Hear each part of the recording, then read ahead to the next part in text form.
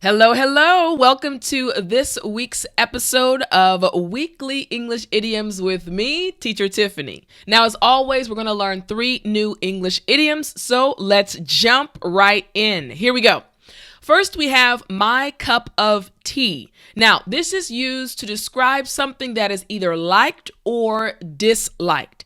And the example sentences are going to help you a lot. So the first one is, that administrative system related to owning a business is just not my cup of tea. So basically, the individual is saying that he or she, they really don't like the system. It's not their cup of tea. Make sense? All right, so let's look at the other examples. Here we go.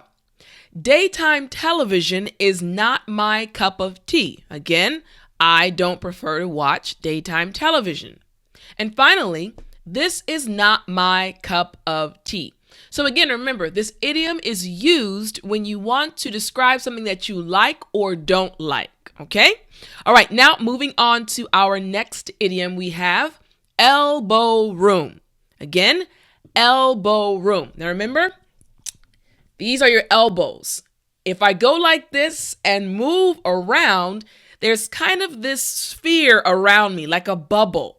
Well, you can think about that as being the elbow room that we're referring to. So this actually means to require adequate space to move or work in. So here's the first example sentence.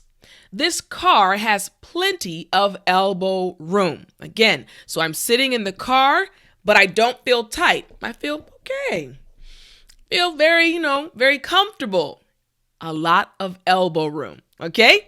Next we have, with 5 people in my little car, there won't be enough elbow room. And finally, they gave them plenty of elbow room. So again, space, okay? All right, now moving on to our next idiom, our final idiom we have, no bed of roses. Again, no bed of roses. Now, this means to be a challenging and or unpleasant situation. Now, here's the first example sentence. Being around my ex-boyfriend is no bed of roses. So I want you to think about this situation.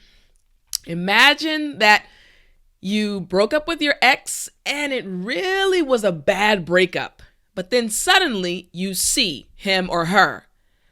You feel a little bit uncomfortable, right?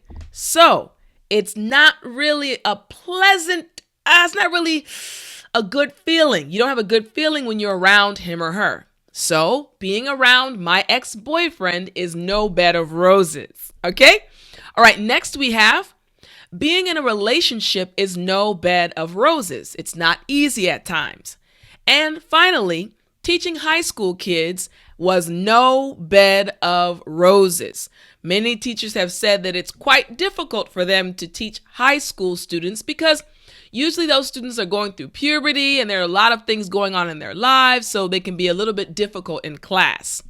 Now, we learned 3 new English idioms, and what I want you to do is in the comment section, make 1 sentence using the idiom. So, for example, there are 3 idioms, so I want you to make 3 sentences and put it in the comment section. I'll see you in the next episode.